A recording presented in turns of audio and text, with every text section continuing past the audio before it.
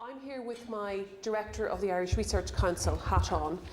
For those of you that aren't aware of what the Irish Research Council is, it is actually a relatively new entity which is an amalgamation of what was the Irish Research Council for Humanities, Social Sciences and the Irish Research Council for Science, Engineering and Technology. And we're actually just 6 months old actually as a combined entity. The Council is I suppose more than the sum of the parts in that, in addition to administering funding programmes, it has been asked to take on a policy advisory role. And within that policy advisory role, it has been given a very specific remit around policy advice, promotion and advocacy for the arts, humanities and social sciences. So that's the aspect, I suppose, of the activity of the Council obviously I want to focus on today, but I just want to maybe make that clear to people because people may not be aware even nationally that we actually have that remit now. So that's where I'm going to be coming from. From the point of view of our thinking as to how we're actually going to do that and be advocates, you'll see some of maybe our thinking coming through just in some of the remarks I'll make. One of the things I just want to get out of the way, I suppose, before I get into the measuring piece, because the title is Challenges in Measuring the Public Value of Humanities Research, is maybe just to deal with one of the elephants in the room, which is this concept that haunts this debate about public value, which is the perception that, and a growing perception, I'm afraid to say, is that there is useful and useless research. I think we must at all times in engaging in the debate about measuring public value cling absolutely to the philosophy that all knowledge is useful. And I think if we lose that, we're actually going to do incredibly serious long-term damage to research and research endeavour in general.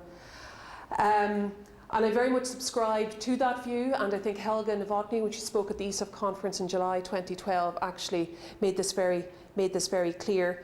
Knowledge creation feeds into education, feeds into the global knowledge pool. Just because at times we can't see maybe how it is useful or how it impacts at a point in time doesn't mean that it isn't useless. It's us that has the constraint. So I think I just want to set that down as a key underpinning foundation really of everything I'm going to say. I see there being three overarching, I suppose, challenges to measuring the public value of humanities research. And I just at the end, if I have time, I want to come back maybe to the word measuring, because I think we do need to just maybe have a little discussion about expressing the value. I think they are two different things. The very diversity and richness of the humanities is in itself a challenge, and I think looking at the programme, there was some discussion about this yesterday. It concerns me there is this tendency, even in European documents, to continually bundle a huge array and diversity of subjects and topics underneath a banner called humanities. And I think we need to actually think about that, because I think going forward we do ourselves a disservice in actually almost buying into that. If you look at national documents in Ireland, you see lists of subjects. Even I have to say that even if you look at some of the HEA publications, you have a list of subjects: science, physics, mathematics, etc., etc., etc., and then you have humanities. So I think the big challenge for everyone in the room is to actually start to change just the very nature of the discourse around this subject. They are very much a foundation thing, self-evident, but it's amazing how these things creep along and become part of the lexicon. So that very complexity, though, impacts then on the challenges around the measuring. And there has been some work done nationally by the Royal Irish Academy. Ellen obviously has published around this. In setting out what those complexities are. Again, you've probably been through some of this material yesterday, so I'm not going to get into it in detail. But I think in broad terms, obviously we need to be capturing, when we measure, around what the impacts are into the innovation society, which captures the impact on graduates, skills development, creativity, cultural awareness, critical and analytical thinking, and apologies if I start to talk more quickly. Right through, everything from that right through to the knowledge in itself being valuable, through to the knowledge being used to maybe form a company. That's like eClan in Trinity being an example.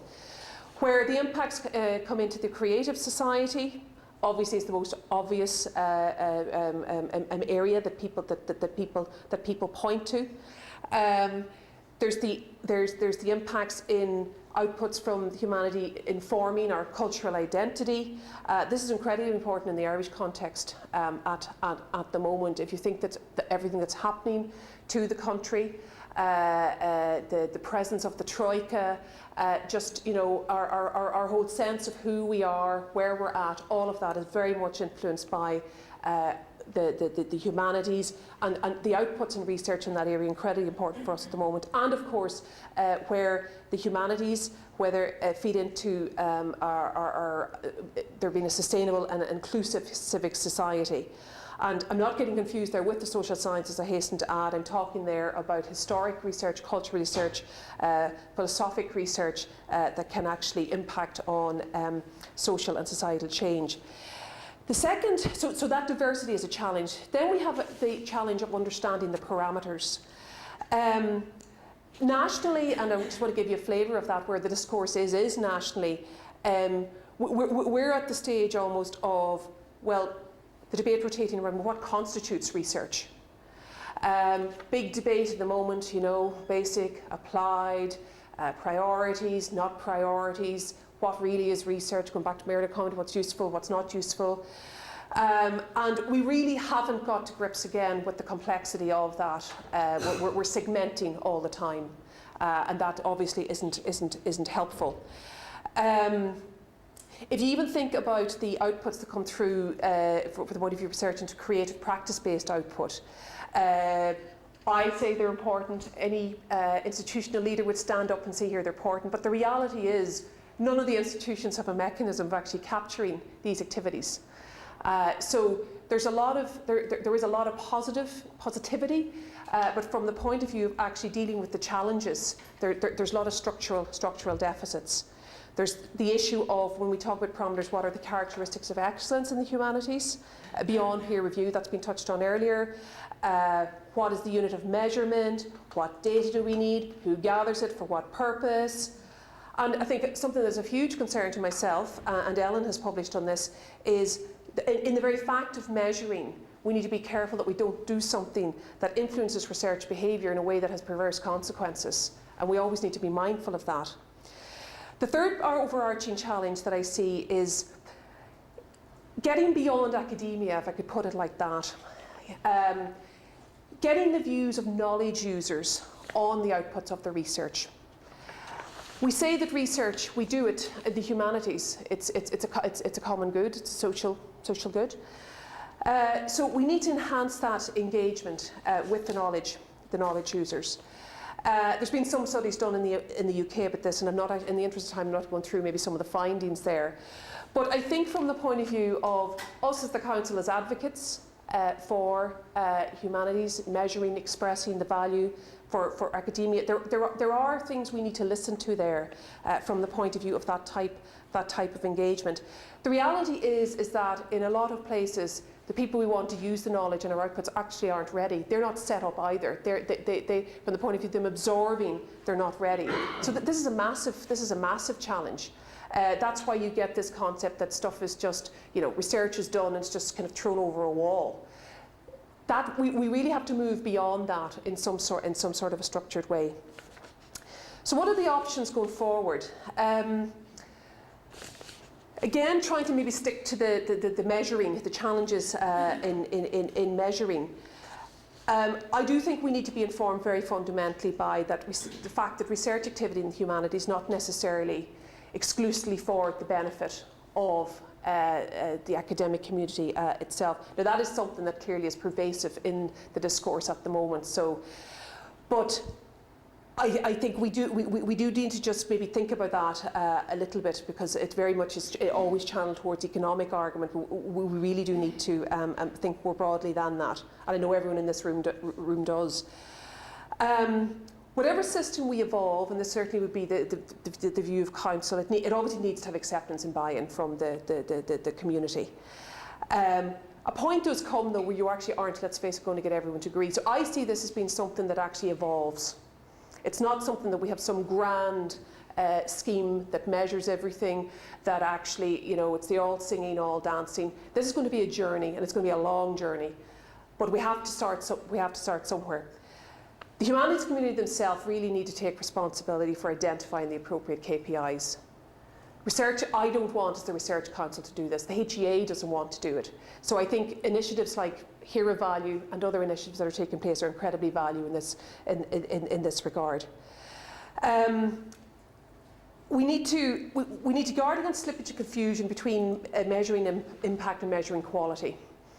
I think that's incredibly important. And then a key challenge is resolving that tension between assessing the scholarly quality and the societal and cultural relevance of the research. I don't think there's anywhere really has successfully dealt with that challenge yet. Maybe it never really can be dealt with, but we need to be mindful as we develop measuring systems. And this is where these projects like HERAVALUE are incredibly important, and we have huge expectations, if you like, from initiatives like this. Just before concluding, I just want to say a quick word about going back to the concept of measuring versus expressing. My own view is that as there are increasing demands from more and more compelling evidence being sought all the time for tell us about the impact and value of humanities research. There is a foundation underneath the measuring that needs to be built up, and that is around us upping our game, if I could use that expression, around expressing the value in qualitative ways. And we need to strengthen our dialogue, I think, with society and the wider community. I mean, what do I mean by that jargony type sentence? What I actually mean is in human terms, we need to get better at telling the story of the impact and the value of the humanities. There are a lot of technical things being developed at the minute to actually help this. I mean, the open access policies. Nationally, we have REIN, an open access archive that the universities are involved in. There's all sorts of digital repositories and web-based tools being developed. All fantastic, all great at providing accessibility. But at the heart of it, we need actually to build a story around that. I mean, we need to get away from this what I call, and some people hate it when I say this, but the L'Oreal philosophy. I think I've heard Ellen use this phrase as well. It's it's just we're worth it. Sorry, I just better clip this back on. Of course, you should support us. We've gone beyond that, and we need to realise that. So the beneficiaries, in effect, need to become increasingly, I feel, our advocates and expressing value for us. We need to do it ourselves. I'm just going to try to skip on here now in the interest of time. We actually need to get away as well from, if you like, the discourse around this, in my short experience as director of the council, tends to come from a position of, well, we need to talk about measuring and expressing the value because somebody is asking us to do it. The council wants to do it, the HEA are sending out another form, whatever it is. I think we need to change our mindset a little to being that we want to express the value because it's the right thing to do, because it's what we should be doing. And I think that, in fact, from a philosophical point of view, would help to move things forward. And I'm not saying people in this room necessarily are taking a defensive position about this, but I have engaged with people that do take that position. And it always surprises me, as was just my final point, that the humanities at the end of the day have a natural advantage over the sciences and engineering and technology when winning hearts and minds. Sciences tend to get challenged on the basis of, and I know what I've done it myself, look at all this money we gave you for all this fantastic equipment, all this huge levels of investment if you think of medical research. Population in general doesn't tend to understand what actually is coming through from that research. They're not connected with it. There's huge efforts to make them connected. But public seem to do great expectations from that endeavour. On the other hand, the humanities, I don't think anywhere could be challenged on the basis of getting massive amount of investment. And the humanities are well understood. People are connected with what happens within the humanities. They understand it. They're interested. That's the key thing. But again, it just goes back to the point I made earlier. We aren't in effect playing to our strength in that domain, I feel. And this is a challenge for the Council now as we move forward, to actually play to that strength, to actually help generate a story around this. And I know it seems kind of trite and it seems self-evident, but the reality is we're failing in doing this. And I think we need to be doing that. We need to be doing that in parallel with developing our measuring systems. I see it, as I said earlier, as building up a story. I see it as building up. I see it almost in my mind as a quilt, where in fact through developing almost the story, developing measurements, we actually build up and develop a picture of what the fabric of society is and how research impacts on it. And I think it does come back again to, just to finish up, to say that we need to, what I would be trying to do certainly is develop some enthusiasm, if you like, for this endeavour of enhancing the expression of the value at a national level, working with others within institutions, etc., within academies. But I think we have to start somewhere, and we have to get away from this notion that people have that, which they do have, and that the perception rules, that a lot of this research is purely for the benefit of academia and it has no benefit beyond that. And I'm just going to finish with a quote, if I may, which I apologise to anybody in the room who's actually heard me quote this earlier in the week. And it's a quote I like from Seamus Heaney, who, when he was speaking at the 350th anniversary of Harvard, wrote a poem specifically speaking to the academic community at that event. And I think we, certainly nationally, we would know that he has very strong views about higher education institutions not being ivory towers and encouraging engagement and discourse. So that's kind of by way of background. And what he actually said to the academic community was, begin again where frosts and tests were hard. Find yourselves or founder. Here imagine a spirit moves. John Harvard walks the yard. The books stand open and the gates are unbarred. And I'll finish on that. Thank you very much.